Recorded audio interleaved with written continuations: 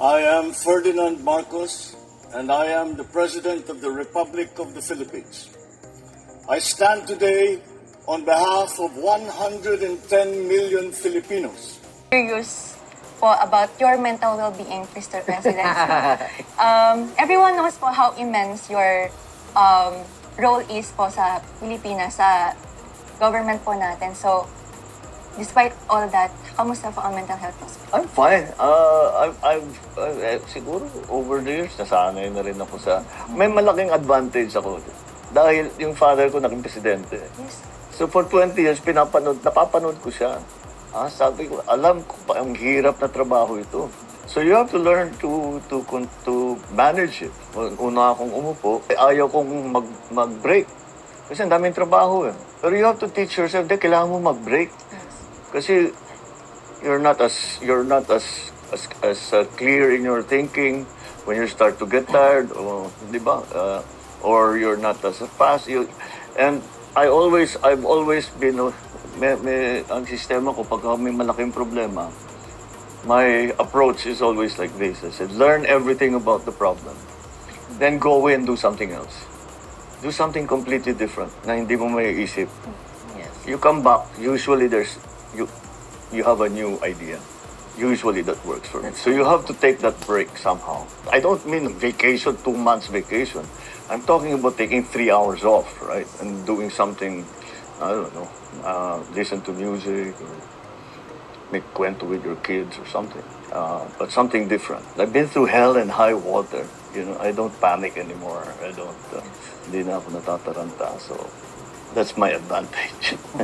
Thank you for that. So maybe we'll try to do that po. Yes. In your case po, ano po usually ginagawa niyo po during that break? One of the best things for me for relieving stress is exercise.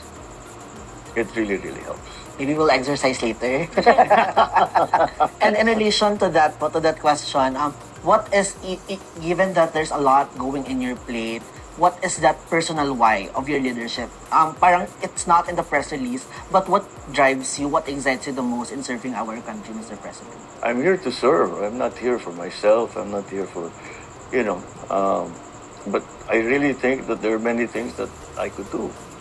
And I say, you're not yet doing it. Di mo pa natatapos. Go, go, go, go, go. Keep doing it. Keep working, keep working, keep working. Kulang pa, kulang pa, kulang pa.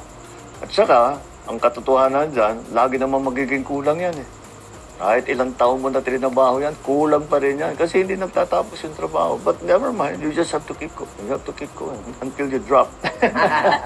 Now po, na-question po namin your life as a president. How about in a different perspective? Do you once wish to live in a different family background? Or naisip niyo po ba na, if I'm not living as in a political background, what kind of life you would like to be po? Oh my gosh. Would I want to have been born into another family? Absolutely not. I still consider, para ang tingin ko sa sarili ko, ako na ang pinakaswerteng tao na kilala ko. Wala na akong kilala na tao na maswerte pa sa akin. Dahil ganyan ang naging ama ko, ganyan yung mother ko, ganyan ang naging experience ko. Kasi lahat naman ng experience, kahit hindi ka nag-enjoy, may natututunan ka eh. Di ba? Yes. It was Nietzsche, di ba? What doesn't kill you? Pero sir, say if you weren't born po as... If I wasn't born in my family, you know what? I'll tell you something. That when I was young, I really did not want to enter politics. At saka medyo nadidismaya na sa akin yung magulang ko. Kasi, akong lalaki, isa akong lalaki. Pero ayaw ko. Sabi ko, nakita ko yung magulang ko, ang hirap ng buhay nila, ang daming sakripisyo. Sabi ko, ayoko na, yung matahimik lang na buhay. That's why I went to business school. Pero, hindi ganyan ng buhay, hindi mo ma-predict eh. Kaya dito ako napunta.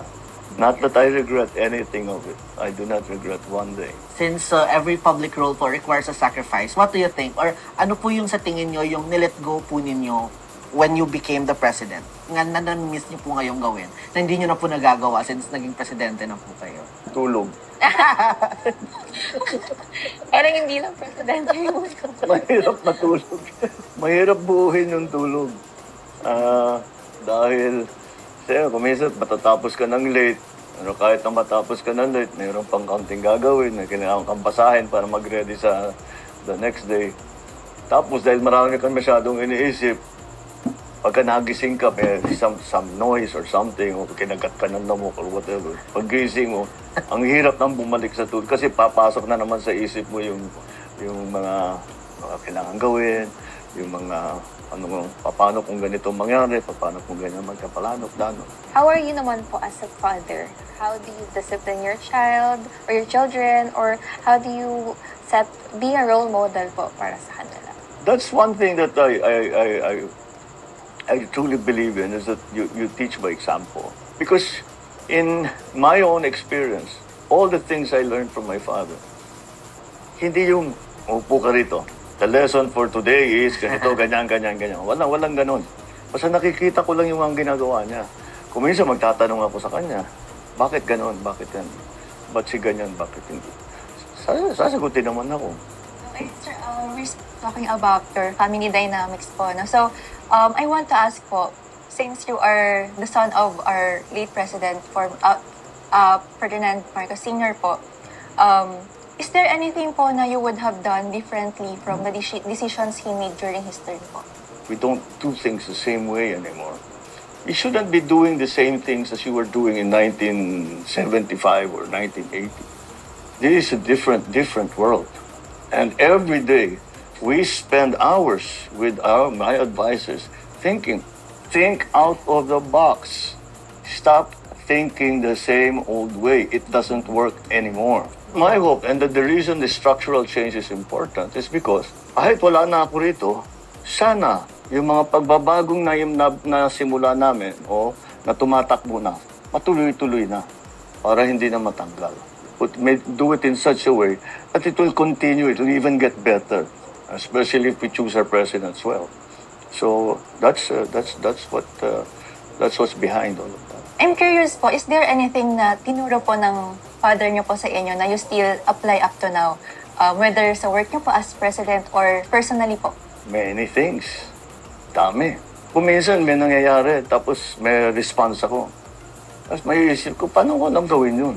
Kasi naalala ko na, years ago, nakita ko sa father ko, meron siyang ginawang ganon. At magandang naging resulta. Kaya doon ako natuto. I think the basic thing that I learned from my father is don't stop.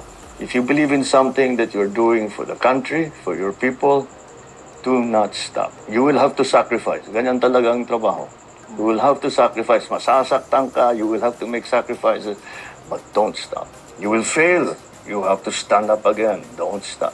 Don't stop. Don't stop. Guys, narinig niyo ang Pangulo. Galing, no? Dito to din yung sinabi ko. Si Pangulong Marcos Jr., napakalawak yung kanyang kaalaman pagdating sa pamumuno, no? Kasi nga nakuha niya po ito, no? Pinag-aralan niya na ito sa panahon ng papa niya eh. Marami siyang natutunan. Kaya bihira ang ganitong klaseng pangulo na siyempre hindi lang po may naaral siya sa pamuno ng kanyang ama plus yung sarili niyang diskarte baga, idea, ability. Si Pangulong Marcos Jr. Talagang masasabi natin sadyang guys, matalino, no? So I think maraming magagandang bagay na natutunan niya sa papa niya na pwedeng niyang gagawin sa kanyang pamumuno bilang Pangulo ng Pilipinas. 'Di ba? So hindi naman porke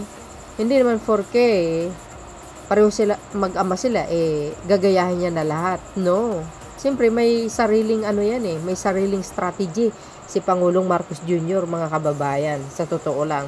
Sabi nga natin, di ba, ang isang Pangulo is destiny. Tama po yun.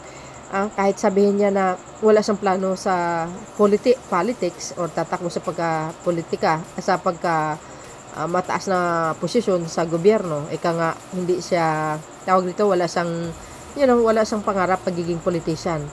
Pero wala siyang magagawa kasi tawag talaga ng ng destination para sa kanya para pamumunuin ng bansa. Tsaka very qualified naman. We all know naman that. 'Di ba mga bes? So dahil diyan mga kababayan, ito ang karugtong. something po a little bit closer to us naman po as Okay. students. One major thing that concerns us po would be the education sector po. Naturally. Ayan po. So, yung proposed national budget po natin for 2026 for the education sector is a record high 1.38 trillion pesos po, accounting to roughly 20% po ng total spending po. And despite this amount po, meron pa rin pong budget cuts ang SUCs po natin, state U's and colleges. So, if in this case po, saan po napupunta yung most po yung ng allocation po ng budget natin for education if not sa state U's and colleges po? Yeah. Well, first of all, hindi napapabayaan ng SUCs. The budget for the maintenance and the continued operation of our SUCs is 185 billion. Hindi natin sinasabi that we're not attending to the SUCs. The rest of the funding is going to go to talagang primary. Para kang nagpapatayo ng bahay. Yung pundasyon natin napakahina. Na-neglect natin yung education ng napakatagal. Yes. Pero we have 160,000 shortage of classrooms. How did that happen? Paano, if they built 20,000 classrooms every year for the last 30 years, wala tayong problema. So kailangan natin maghabol. So we are spending it, number one, of course, on classrooms. And we are finding all of the kinds of ways to build classrooms more quickly. Yung support natin sa teacher. Equipment, computer, wala tayong computer. Ang dami pang eskwelahan, walang internet. Down to the toilet in the school.